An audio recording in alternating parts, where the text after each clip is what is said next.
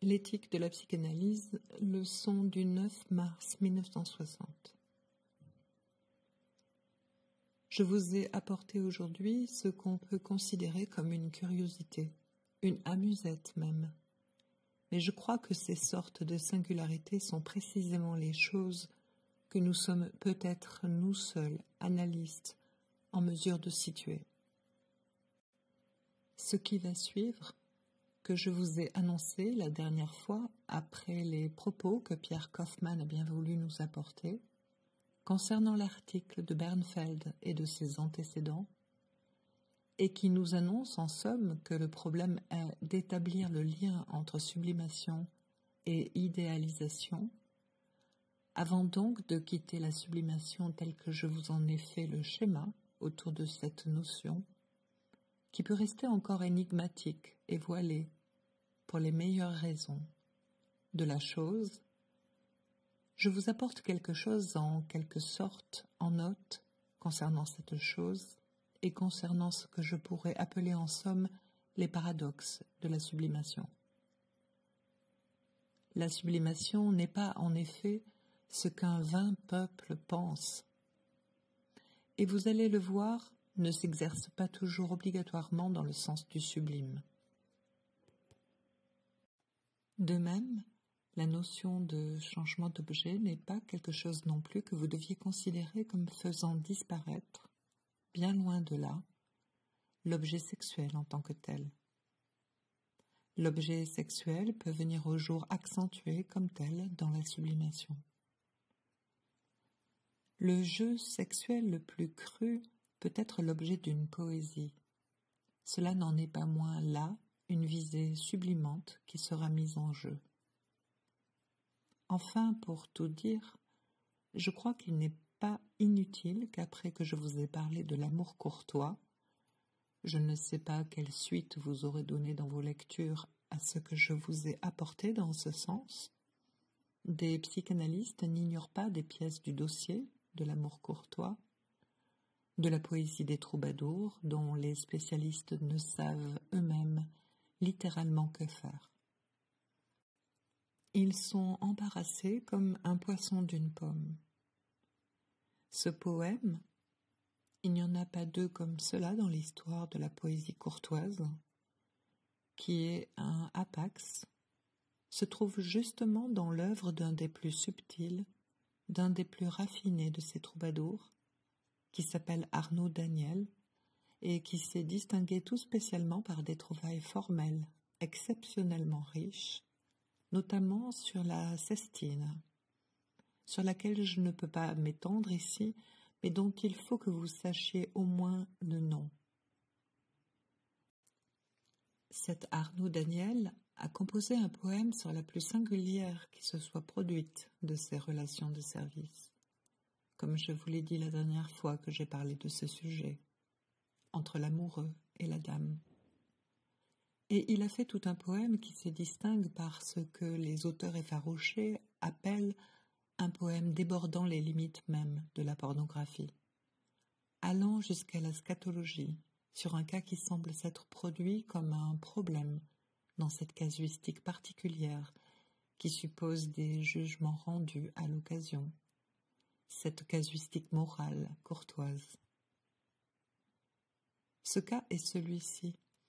Une dame, qu'on appelle dans le poème dame, ou domna ena, donne à son chevalier l'ordre, et c'est un ordre qui est une épreuve à laquelle se mesurera la dignité de son amour, de sa fidélité, de son engagement. Elle lui donne l'ordre de se soumettre à cette épreuve qui consistera, comme le texte le porte, à emboucher sa trompette. Emboucher sa trompette, vous allez le voir d'après le texte de cette singulière poésie, n'a pas du tout un sens ambigu. Aussi bien, pour ne point vous faire attendre plus longtemps, je vais vous lire, puisque je pense qu'aucun de vous ne peut entendre cette langue perdue qu'est la langue d'oc, qui a pourtant son style et son prix, ce poème en strophes de 9 vers à rime homogène, la rime changeant d'une strophe à l'autre. Puisque Seigneur Raymond, il s'agit là, vous allez le voir, de ceux qui ont pris part à cette affaire, c'est-à-dire d'autres poètes qu'Arnaud Daniel. Seigneur Raymond, c'est Raymond de Durmont. Défends Dame Aima et ses ordres, je serai d'abord vieux et blanchi avant de consentir à des requêtes pareilles, d'où il pourrait résulter un si grand inconvénient. Car pour emboucher cette trompette, il lui serait besoin d'un bec avec lequel il tirerait les tuyaux du grain. Et puis, il pourrait bien sortir de là aveugle, car la fumée est forte qui se dégagerait de ses replis. Je pense que la nature de la trompette en question commence à se faire voir. Il lui serait bien besoin d'avoir un bec et que ce bec fût long et aigu. Si nous évoquons là les récentes images, aussi très singulières, d'une exposition d'un peintre célèbre. Car la trompette est rugueuse, laide et poilue, et le marécage est profond au-dedans. Et il ne convient pas qu'il soit jamais un favori, celui qui met sa bouche au tuyau. Il y aura bien assez d'autres épreuves plus belles et qui voudraient davantage. Et puis, si Seigneur Bernard... Le Bernard ici dont il s'agit est l'amant. C'est soustrait à celle-là par le Christ. Il n'a pas un instant agi en lâche pour avoir été pris de peur et d'effroi. Car si le filet d'eau était venu, il lui aurait complètement échaudé la joue, et il ne convient pas qu'une femme. Bernard, je ne suis point d'accord avec le propos de Raymond Durfort, pour vous dire que vous ayez jamais eu tort en cela, car si vous aviez trompetté, qui cherche à vous en dissuader, louez à ce sujet Dieu qui vous en a fait réchapper. Oui, il est bien réchappé à un grand péril, qui l'eût été reproché ensuite à son fils et à tous ceux. Mieux, il vaudrait qu'il fût allé en exil que de l'avoir corné dans l'entonnoir, entre l'échine et le pénil, par où se suivent les matières couleur de rouille. Il n'aurait jamais su tant qu'elle lui compissa le museau et le sourcil. Le poème se termine par un envoi de 4 vers. Dame, que Bernard ne se dispose point du tout à corner de la trompette. Cornet, cornard et corne, on est là en pleine ambiguïté, étant donné qu'il veut dire à la fois corne, clairon et aussi tuyau, sans un grand dousil. Mot autochtone qui veut dire quelque chose comme outil, avec lequel il fermera le trou du pénil et alors il pourra corner sans péril. Ce document assez extraordinaire, qui nous ouvre une perspective singulière sur ce qu'on peut appeler la profonde ambiguïté de l'imagination sublimante, tire son prix, je vous prie de le remarquer, de ceci d'abord, c'est que nous n'avons pas conservé tous ces produits de la poésie des trouvères et des troubadours. Ce poème, qui a évidemment son mérite littéraire, que la traduction ne montre pas, non seulement ne s'est pas perdu, mais encore, alors que nous ne trouvons certains poèmes d'Arnaud Daniel que dans 2 ou 3 manuscrits, celui-ci nous le trouvons dans 20 manuscrits.